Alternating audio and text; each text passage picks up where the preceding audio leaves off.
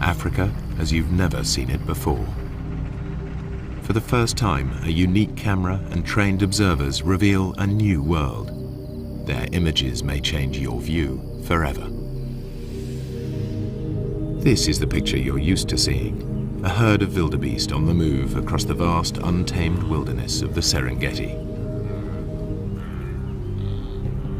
And this, the animal portrayed as the noble king of the beasts, along with his fellow hunting experts, supposedly lording it over their domain.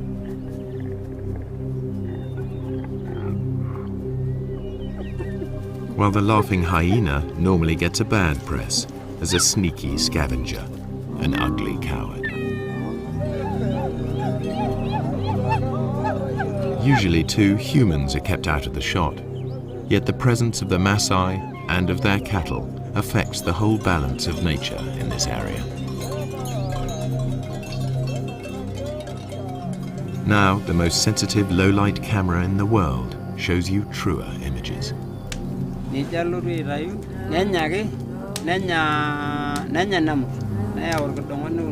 While the Maasai enjoy the warmth of their huts, outside the electronic eye at last turns night into day.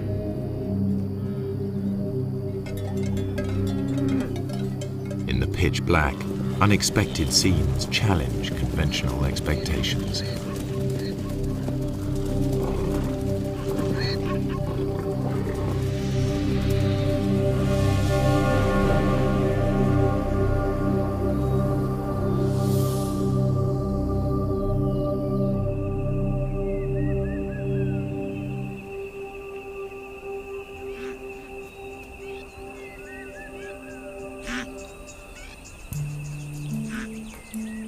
The Serengeti is a complex system of natural relationships, home to 500,000 Thompson's gazelle, 250,000 zebra, and more than 1 million wildebeest.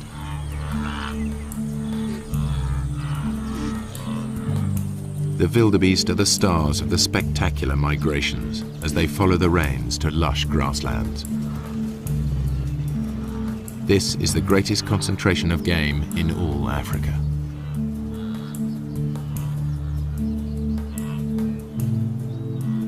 Their numbers attract the top predators, 3,000 lions in numerous prides. But by day, contrary to what most films show, the big cats are not a serious threat to the herds. Good eyesight and safety in numbers protect the wildebeest. This lion certainly acts like a natural killer. By contrast, the hyenas are just hanging about.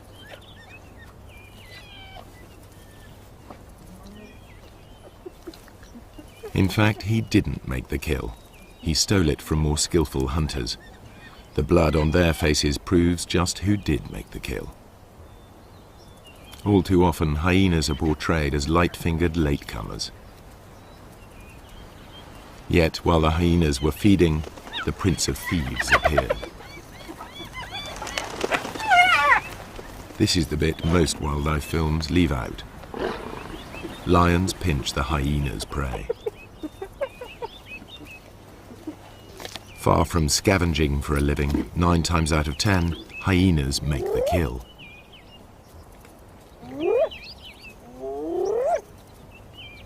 At first sight, the lion and the hyena are locked in a struggle for the same prey. How can the hyenas make a living here at all? Until now, the only images come from filming by day. But lions and hyenas hunt most of their food in the dark. The balance of power is about to shift for everyone here.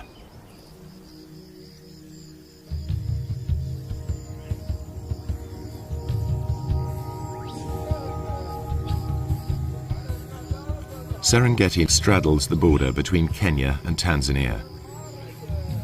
But the Serengeti plains stretch far beyond the park boundaries, and to the east live the Maasai with their cattle.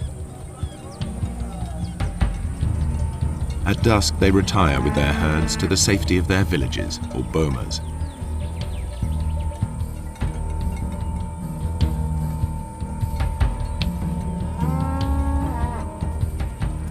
A wall of thorns keeps thieves and attackers away from their cattle and huts.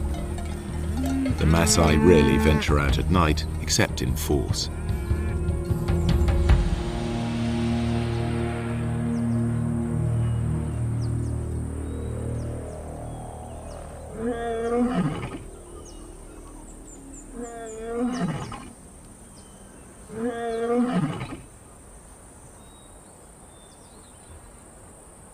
Empty by day, the grazing land suddenly looks rather full, and these cats are not here for a nap. This is the only camera capable of recording what now happens. Technology also allows researchers to make a call to the animals themselves.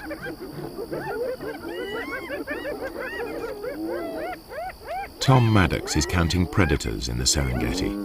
He too thought the Maasai land was empty of lions and hyenas, as they're never seen by day. But Tom soon got a shock. Now he prefers to make his observations from the safety of his Land Rover.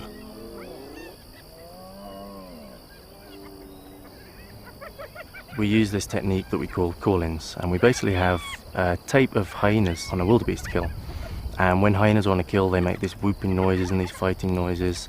There's also a lion on the tape and it's fighting with the hyenas, and there's all this big commotion over this kill. And we play this tape on speakers on top of the car. And because lions and hyenas both rely on scavenging quite a lot in their diet, when they hear this tape, a lot of them will come in and they'll investigate it, thinking they're going to get a free meal.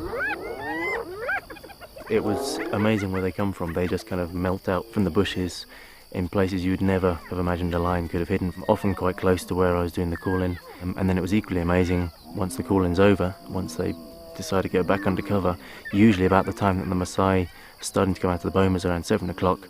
Again, the lions will melt straight back into the bushes. 1 minute the line's there, the next minute it's gone completely, and I know it must be sitting there somewhere, and they're so hard to find again. The ultra-sensitive camera is many times more powerful than Tom's military scope.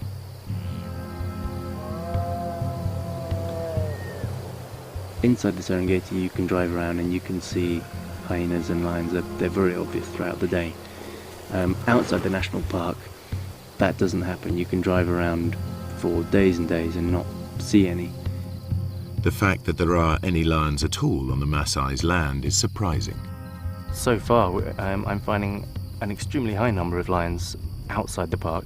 In fact, it's comparable to certain areas within the park. So lions are actually doing extremely well in an area where people are living and working and grazing their cattle, which to me was extremely surprising. Hyenas are also extremely common. Compared to inside the park, there were fewer, but there are still a sizable number thriving outside the park, and you will actually see them when you drive around in the evening. The hyenas are usually pretty visible. No wonder the Maasai report meeting wild animals frequently, even by day. Another worker on the night shift is Paula White.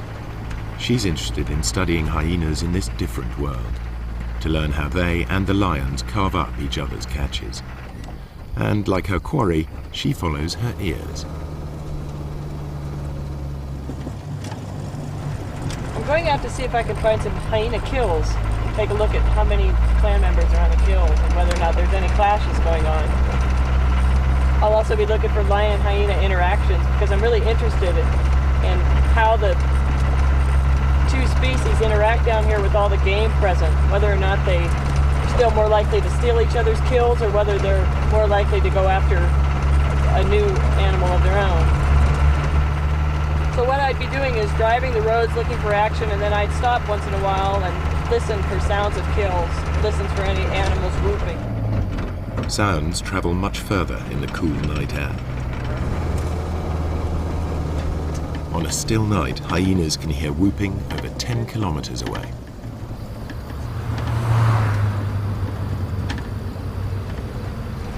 lions, too, are attracted to that sound and a number of other groans and squeals that usually accompany a hyena kill. It's a really exciting scene.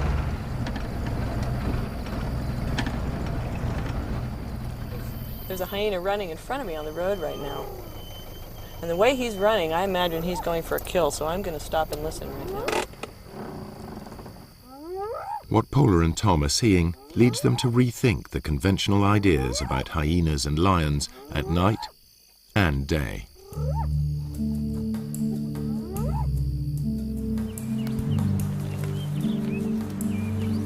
The Serengeti's two top predators both hunt zebra, wildebeest and gazelle.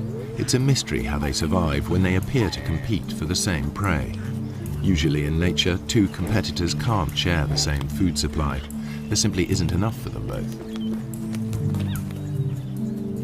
Yet they both thrive, and although lions and hyenas share the same diet, the two animals are very different. The one thing they have in common is that their societies revolve around the females. Among cats, lions are unique in the way they live together. Most cats are solitary. Lions form small groups, prides. At the heart of each pride are relations, sisters, cousins, and aunts. Strange lionesses and their cubs will be attacked.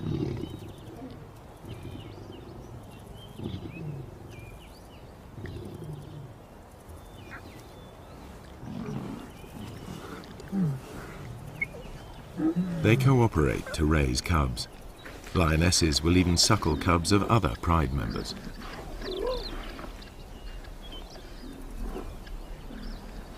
In a lion pride, any female leader will have earned her place, unlike hyenas where leadership is largely inherited.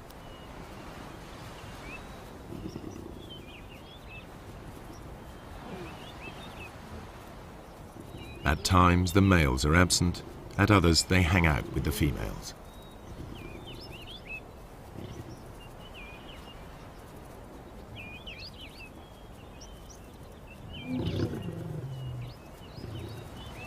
At times, they're peaceable, even tender. At others, aggressive to all.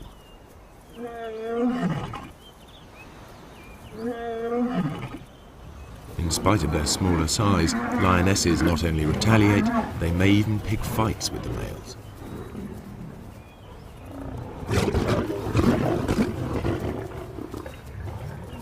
However, male lions are physically more powerful. In a test of strength over a kill, the female will come off worse.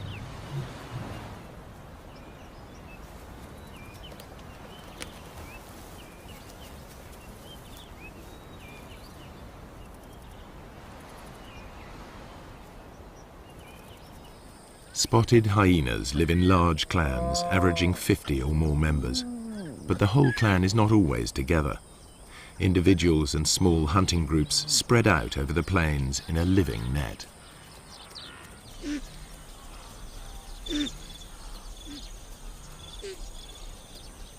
In the Serengeti, hyenas usually make dens in abandoned burrows. Here the cubs are easily hidden from lions and other predators. Litters are small, only one or two.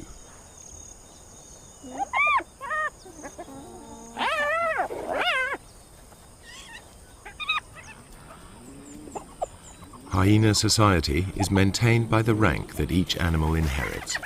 If mum is high-ranking, they'll be high-ranking too, provided they've inherited her strength as well. Females may fight females, but males hardly ever fight amongst themselves, and certainly wouldn't dare attack a female.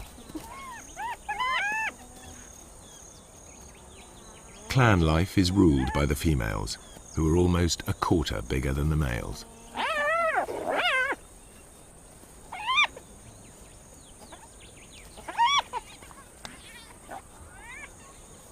The cubs fight in their first days of life, but once they know their place, they're far more likely to play together than to scrap.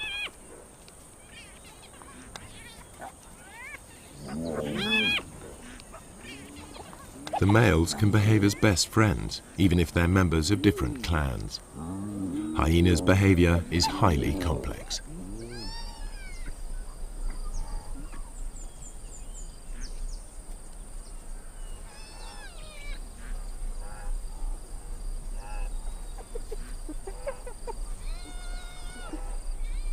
From weaning to fighting, much of what hyenas do still remains to be studied by scientists. Nonetheless, the most marked difference between hyenas and lions is in how they hunt. All animals built for the kill hunt in the same basic sequence. They begin by finding their victims. Next, they single out a target by scanning the herd. Later will come the approach, then the contact, finally the meal.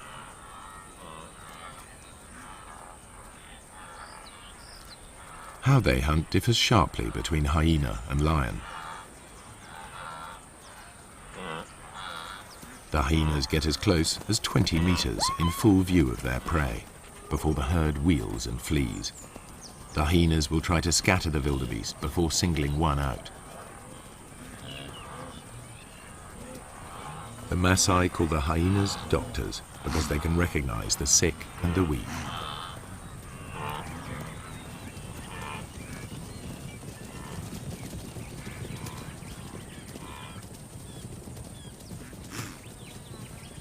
They run down their prey like wolves. Hyenas are endurance hunters. Chases can last up to 5 kilometers at full speed. Lions can't sustain this. They are sprinters. After the rainy season, much of the Serengeti National Park is a sea of long grass. The lions use it to mask their presence. They approach unseen by careful stalking or occasionally by lying in ambush.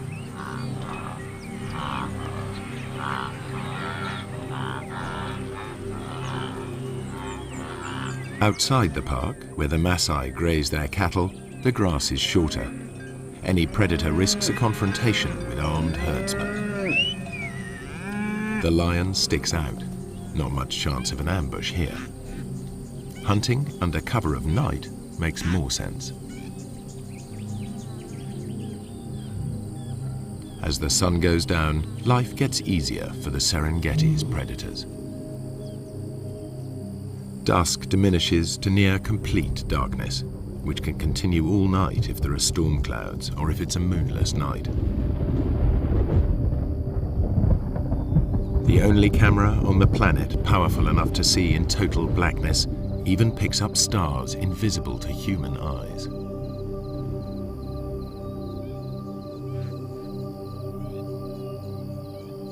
Suddenly, the landscape is illuminated as if by searchlight. Even so, humans can still only just pick out shapes. But to the grazing animals, it's as clear as day.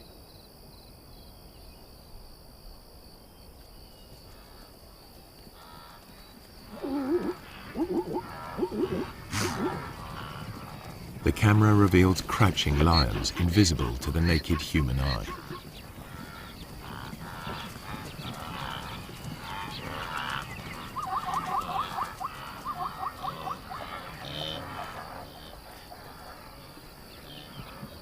A night ambush could prove more successful.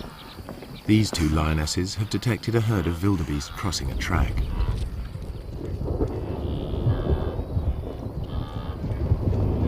When the moon is up, the lions are limited to the techniques they use by day, stalking and ambushing. But it won't always be so light.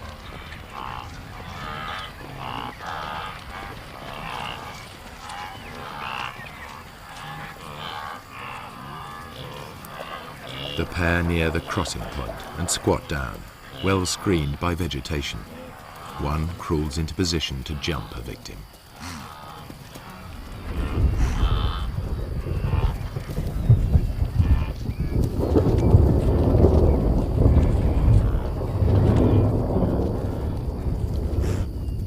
A quick dash and it's soon over.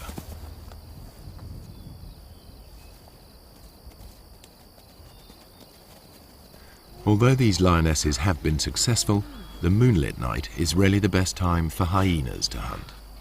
The cool of the night air allows them to keep on running, something the easily tired lions cannot do.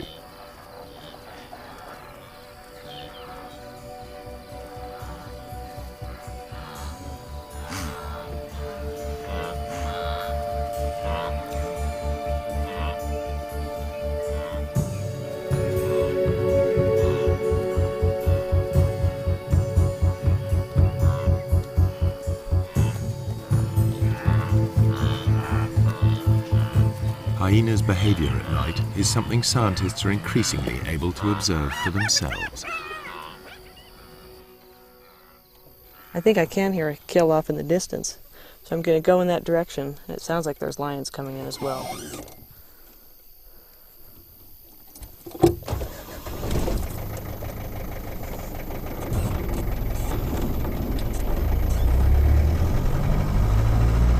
Paula White's night vision goggles work because they and the camera see in the special infrared headlights of her Land Rover.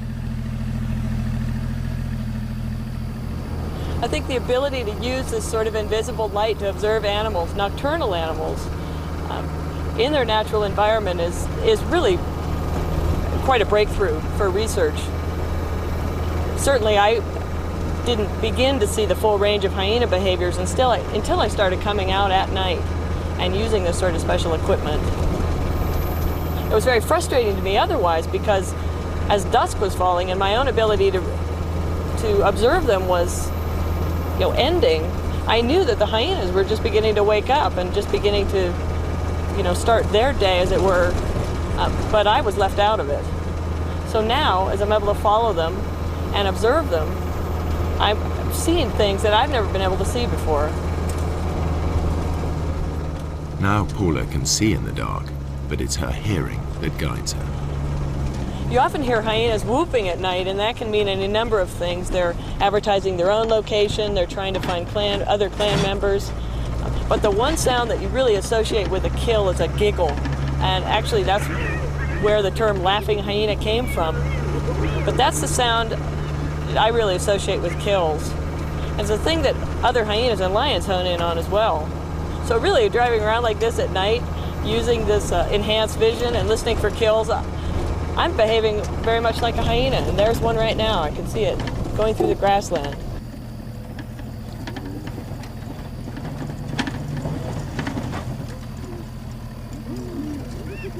A hyena's jaws are among the most powerful of any animal species.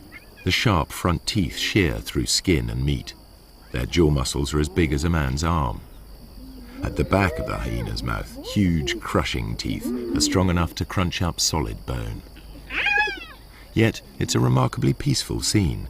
Male hyenas are nature's gentlemen when it comes to sharing a kill with their clan.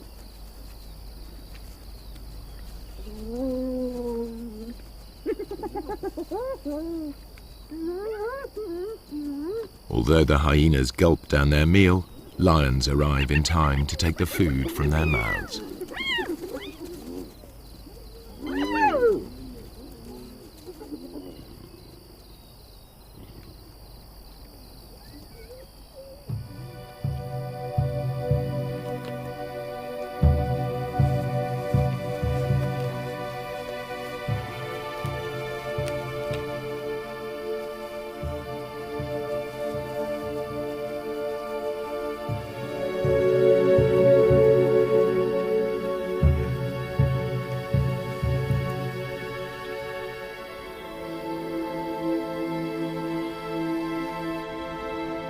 The camera unveils a night world full of animal life.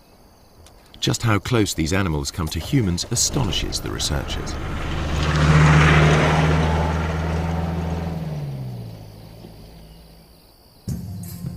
I found a cheetah quite late in the evening. Sometimes the male cheetahs will stay active quite a long time into the night, and so I was following him.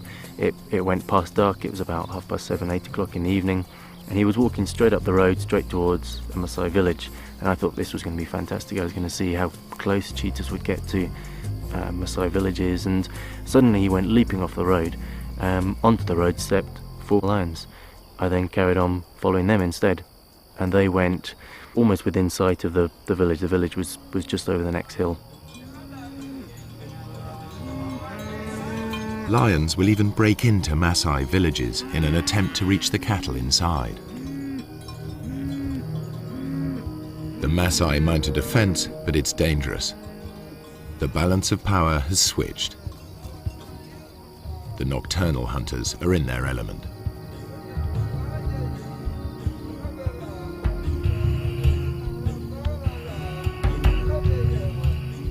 There are burglars about.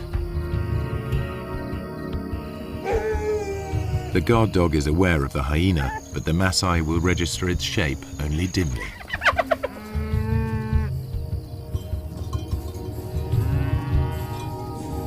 The men must rely on tracks to point them in the right direction.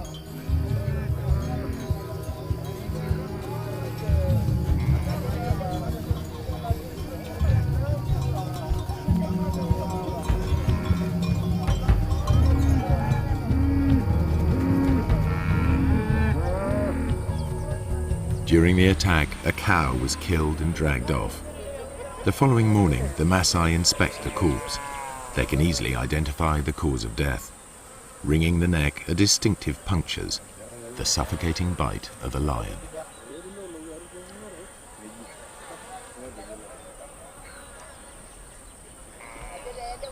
The culprit also mauled a warrior. The wounds could quickly become infected. The tribal doctor cleans the site thoroughly, without anesthetic. The Maasai prize suffering without complaint above all.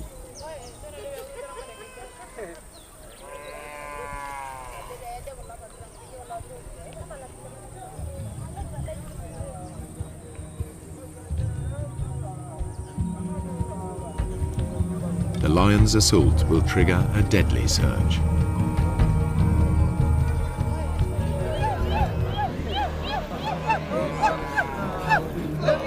Maasai warriors respond to the alarm. The young unmarried men gather. This is what they've been training for years.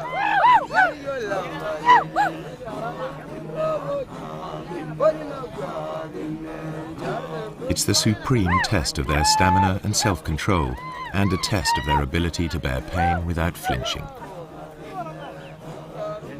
This is what they've been waiting for just such a chase. Success will give them a passport to adulthood, the chance to find a good wife. Failure will mark them for the rest of their lives.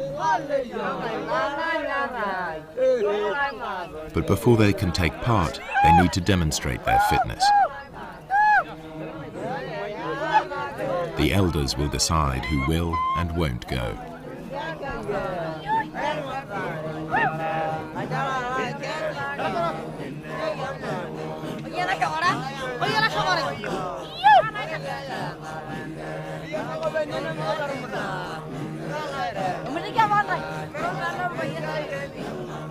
The warrior group arrives at the settlement where the cow was taken. Each warrior wields a long-bladed spear. They are also armed with short double-edged swords and lethal clubs. They're all experts in the use of these weapons, against animals as well as people. In many areas, the warriors are now outlaws, but in this part of the Serengeti, their ceremonies are tolerated. Lion hunting by the Maasai is illegal, but these warriors are so far from the towns, they are generally allowed to continue.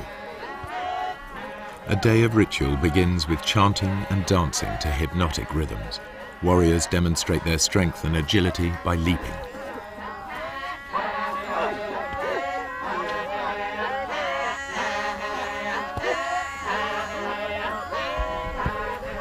Fueled by intoxicating herbal drinks, they dance into the night.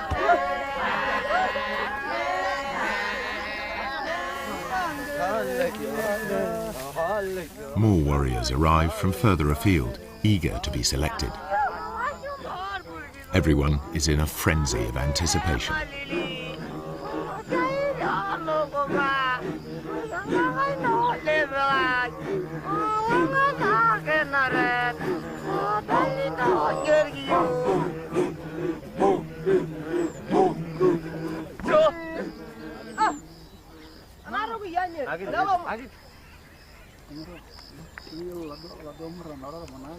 Ole Lembikas, a village elder, addresses the warriors. He sobers them by reminding them of the dangers ahead.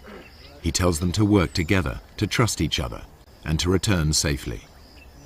Then he urges them to enjoy the party. It could be their last.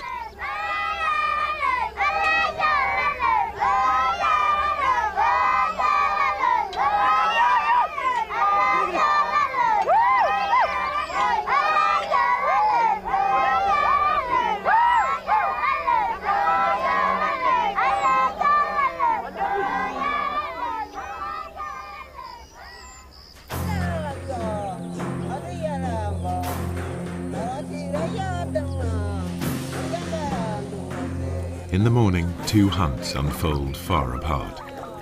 A lone lioness spies out a waterhole. Animal or human, hunters face mortal danger in the coming hours.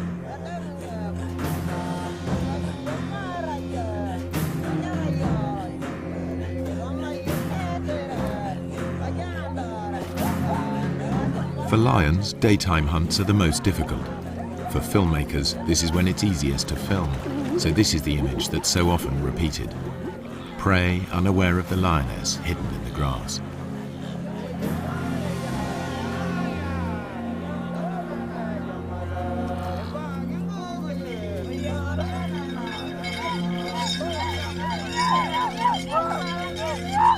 The hunters head for the place where a lioness was seen recently, the one they believe killed the cow.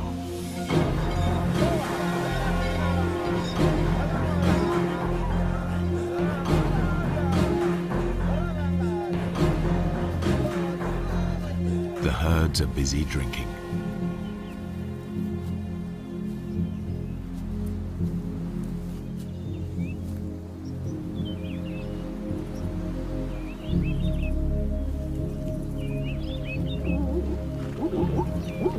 Zebras have keen sight. Their bulging eyes give a wide-angle view of danger.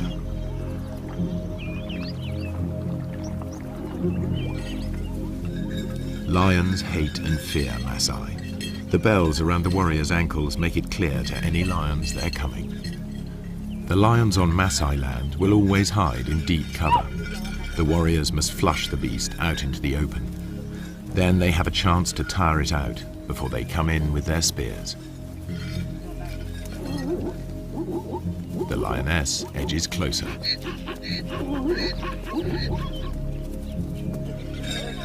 The warriors' search may last all day, covering up to 40 kilometers.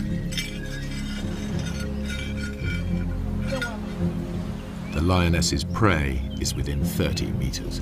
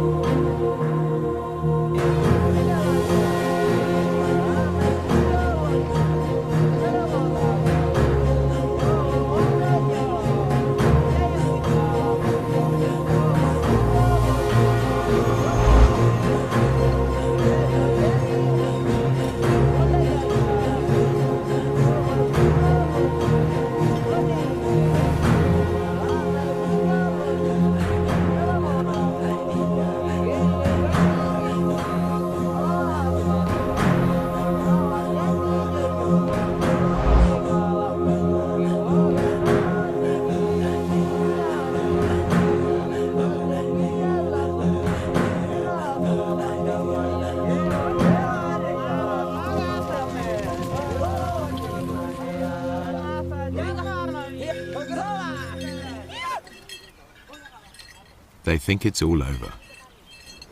The warriors head back empty-handed. The lioness returns to collect the cub she left earlier.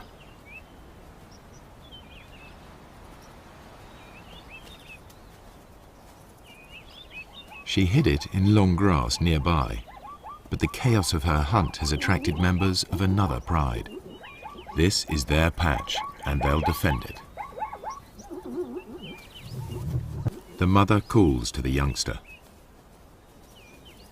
Two other lionesses reach the cub first.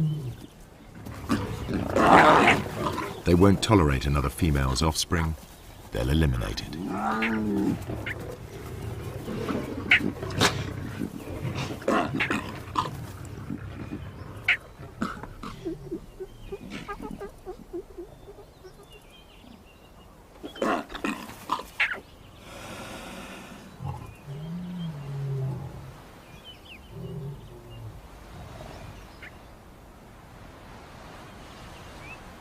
This is not about hunger. The corpse is left to the vultures and hyenas. The mother's life too is under threat. She's no relation. The pride will kill her if she stays.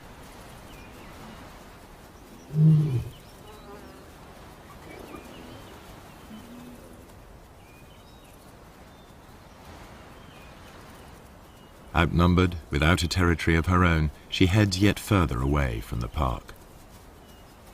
When lions roam, they are at risk, and so are their pursuers. What you're about to see has never been shown before. A tourist's camera videos the end of a hunt. A lion is cornered. There seems no way out.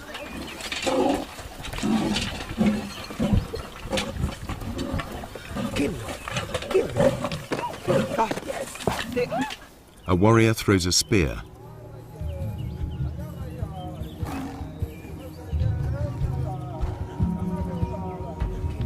The tables are truly turned. Teeth and claws strike home. The wounded warrior continues, believing the lioness chose him as the weakest. To overcome his shame, he needs to finish her off. But even warrior pride cannot prevent the injured man collapsing into shock.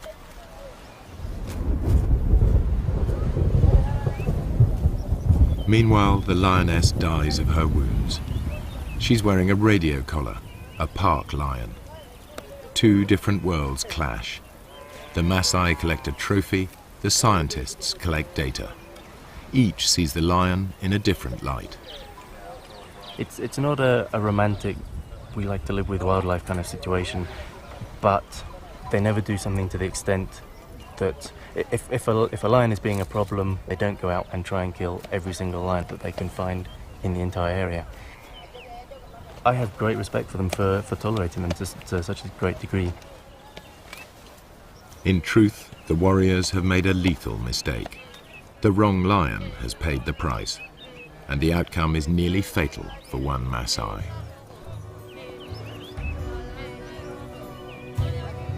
Were he to die on the spot, they would give him a warrior's rights and leave his bones to the night and the hyenas.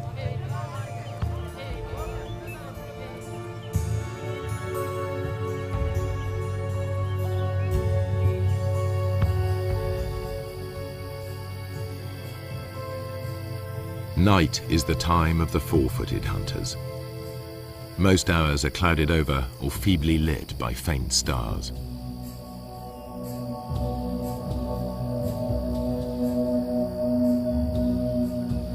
On moonless nights, the Maasai only leave the safety of their bomas in groups. But there is no safety in numbers now for the grazers of the plains.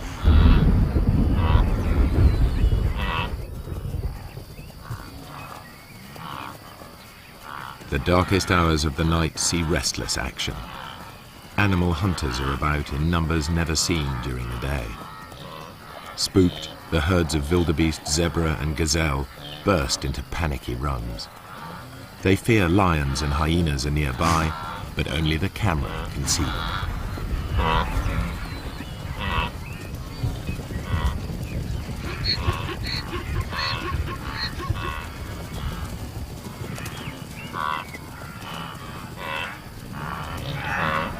Not only the zebra are uneasy, a clan of hyenas is also on edge.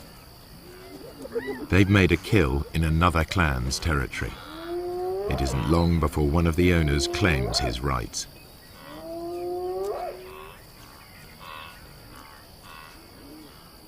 He calls for support from the other residents.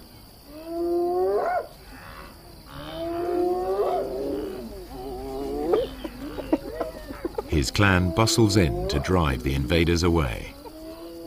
They bolt the meat while they can. Other threats may arrive to challenge them in turn. They remain watchful. This is truly fast food. The invaders will be back to recapture their meat. You can see this clearly in infrared light. But how do the animals see in these conditions? Like all the animals here, their eyes appear to glow. A mirror-like membrane doubles the available light. Then their brains enhance the images, filling in the gaps to see detail more clearly. The newcomers soon return in force. The prize seesaws between them until it's all gone.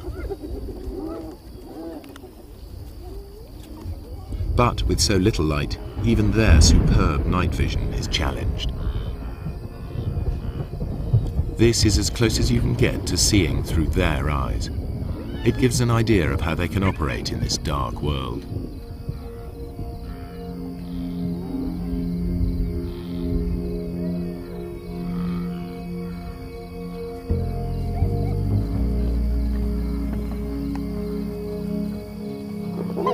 The lions and hyenas continue their battles, as if unhindered by the darkness. Once again, the lions have stolen the hyena's kill, but they all appear to be able to see exactly what's going on.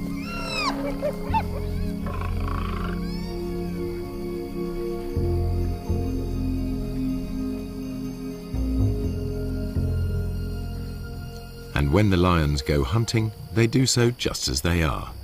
They wander off in the general direction of the sound of herds of animals. To the lions, the herds are almost invisible at any distance, just dull grey smears.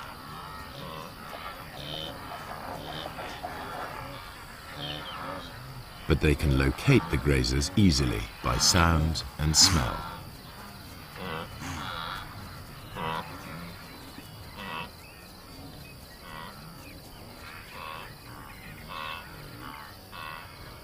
Night is the only time that lions can approach undetected here on the short grass plains.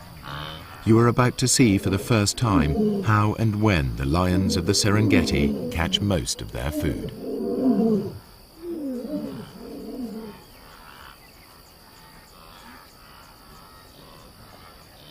A Tommy dips his head to see whether or not he can see danger silhouetted against the sky.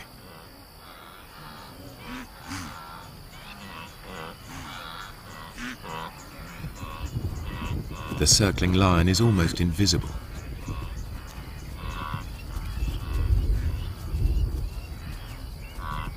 Bathed in infrared light, it stands out.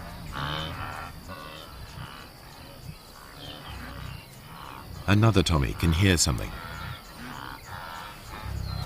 and is off.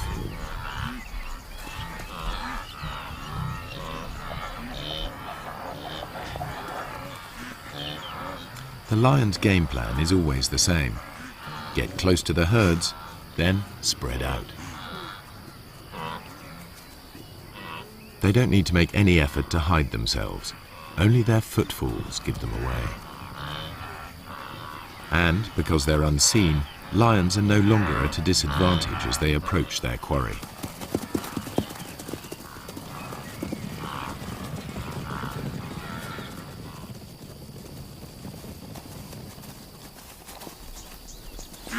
Two young males take a small zebra with ease.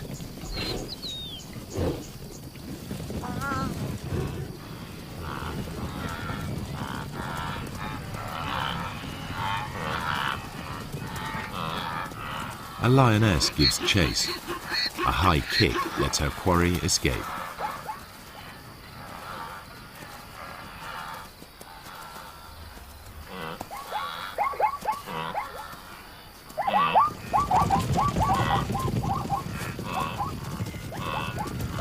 Soon, two lions bring down a fine stallion.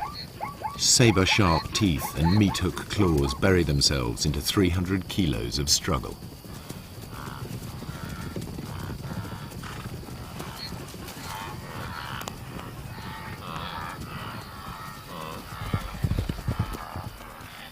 One lion grips the throat in a stranglehold, the other prepares to feed. Their ability to keep a grip on their prey in pitch darkness makes the kill possible. Everything the camera has disclosed comes together. The apparent competitors for the same food survive because there are times when one is more successful than the other. The animals hunt in different ways, by day and by night, and in differing light.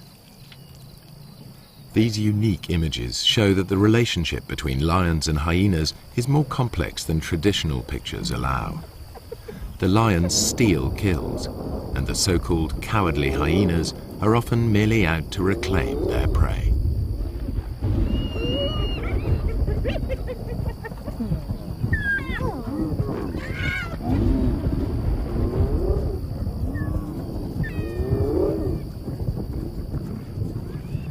Don't say you've never seen a brave hyena.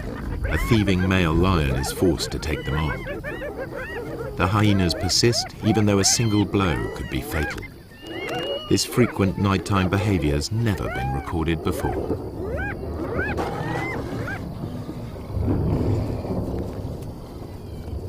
There's much more going on in the dark than people have realized, and there must be many more secrets still to be revealed.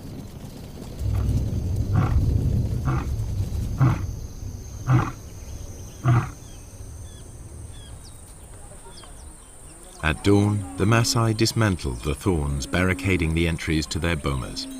No lions or hyenas are to be seen outside. The killing fields of the night are transformed into places where cattle may safely graze.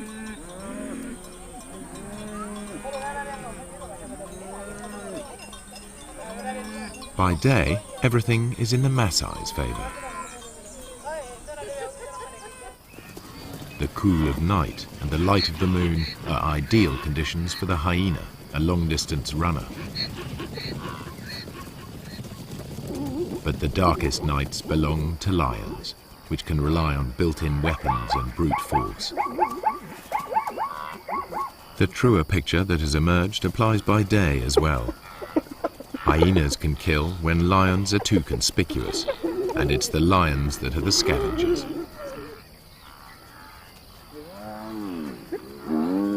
In the end, they don't so much compete as coexist, hunting in different ways and at different times. In the centuries that the Maasai have dwelt on the plains, they too have found a way of treading lightly on the land. Now, droughts and overpopulation bring challenges to their old ways.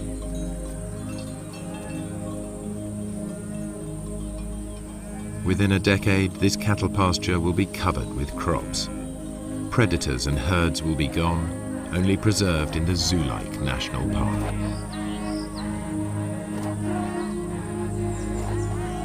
The warriors will step back into history, their culture bartered for bit parts in conservation and tourism. If the Maasai have a vital lesson to teach, it is that lions give meaning and purpose to their lives, worthy adversaries for warriors.